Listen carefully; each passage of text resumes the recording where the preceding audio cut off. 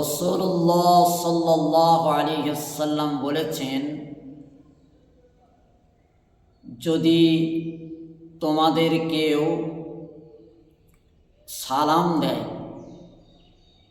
কোনো আহলে কিতাব অর্থাৎ ইহুদি এবং খ্রিস্টান, তার উত্তরে তোমরা ওয়া আলাইকুম এতটুকুনি বলবে। আমরা অনেক মুসলিম আছি যারা অমুসলিম যদি সালাম দেয়, অমুসলিমের যে সালামের জবাব এটা আমরা জানি না। সেই জন্য মহতারাম ভাই, অমুসলিমের সালামের জবাব এতটুকুনি বলতে হবে, ওয়া আলাইকুম। এটা বুখারী এবং মুসলিম শরীফের রিওয়ায়াতে এসেছে।